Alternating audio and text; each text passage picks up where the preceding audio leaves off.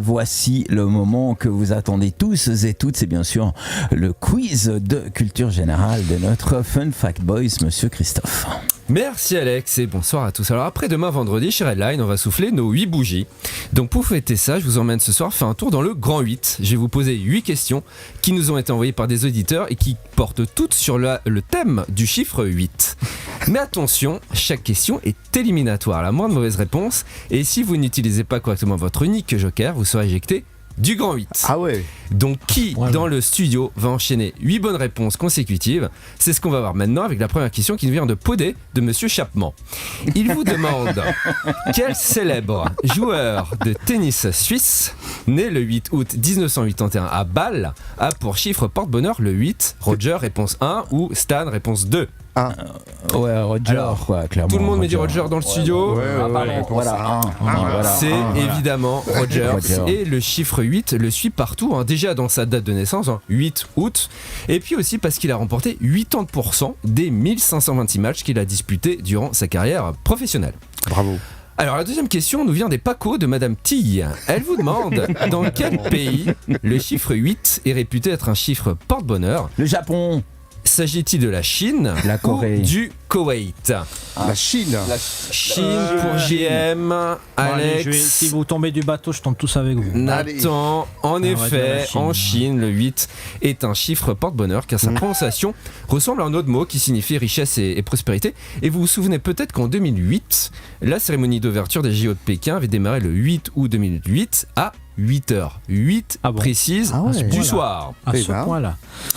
La prochaine question nous vient de Bulle de Monsieur Ebil. Il vous demande qu'est-ce qui contient exactement 8 bits? Une octave ou un octet?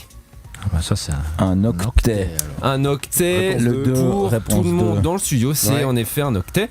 C'est une unité d'information numérique composée de 8 bits en sachant qu'un bit, c'est une valeur binaire qui peut prendre une valeur soit de 0, soit de 1.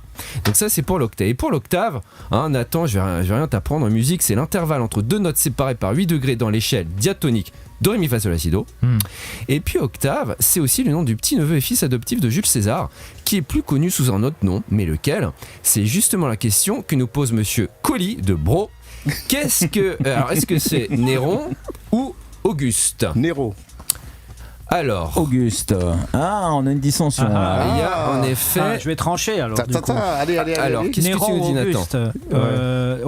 C'est juste Auguste. C'est de là que ça vient. T'es sûr? Ouais. Alors, Alex semble sûr de son coup. Alors, c'est en effet Auguste. Donc, on perd notre ami JM. Ciao. Ce n'est qu'un au revoir, mes frères.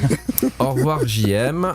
Donc, on a Alex et Nathan qui vous restent à bord du Grand 8. Mais accrochez-vous. C'est le bassiste contre le violoncelliste. Il y aura de la corde. Alors, qui dit 8 dit Octogone et donc MMA. Et vous savez peut-être que Donald Trump a demandé à ce que des combats de MMA aient lieu cette année pour la première fois dans les jardins de la Maison Blanche. Et monsieur sans chemise sans qui habite à Pantala vous demande quand exactement et pour quelle occasion ces matchs de MMA vont avoir lieu. Donc deux propositions. Ce sera le 14 juin prochain à l'occasion du jour d'hommage au drapeau, donc le Flag Day, et qui tombe comme de par hasard cette année le jour des 80 ans de Donald Trump, ou bien le 4 juillet prochain à l'occasion du 250e anniversaire de la déclaration d'indépendance de 1776. Je n'ai aucune idée, donc au hasard, allez, les 80 ans de Trump. Alors moi je pense Trump et je pense qu'il l'a fait pour les 250 ans de... Alors, si j'étais toi, Nathan, je jouerais le Joker. Ouais. Tu penses comme ça? Ouais, je joue le Joker. Mais dans ce jeu, mais l'invité, Bon, alors Joker, voilà. Joker, donc c'est Alex qui a raison. En effet, ça va être le 14 juin prochain. Tu savais ou bien tu as Non, alors totalement. Et je savais parce que moi je suis du 13. Tu vois, donc, le lendemain de mon anniversaire, t'es obligé de faire un truc exceptionnel, quoi.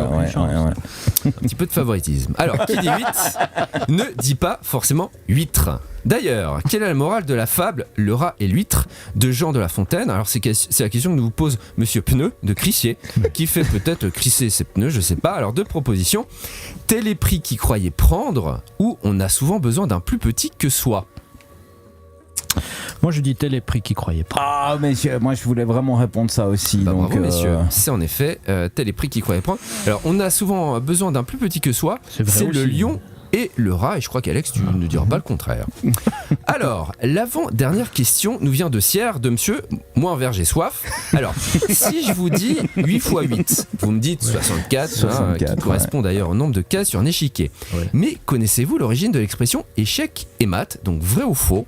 L'expression échec et mat vient de l'arabe asamat, qui signifie le roi est mort. Ah, moi je réponds vrai. Instinctivement, je réponds vrai. Vrai pour Alex. C'est vrai parce que c'est un jeu du Moyen-Orient. Ouais, moi, Ah, Bravo à c'est beau, vous, ça. ça veut dire en effet le roi est mort. Alors 8e et dernière question qui nous vient de Sansal, de monsieur, si je prends pas une douche tous les jours je me...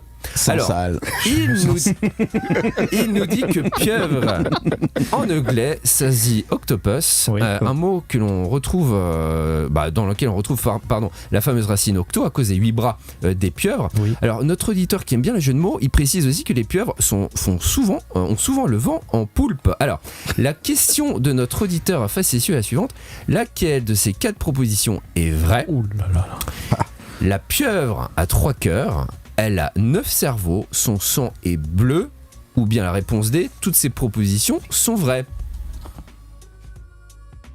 Moi je vais dire la dernière, Donc, dernière la réponse dernière réponse. pour Tout- monsieur tout est vrai. Alex. Moi, je dis elle a 3 cœurs, c'est vrai.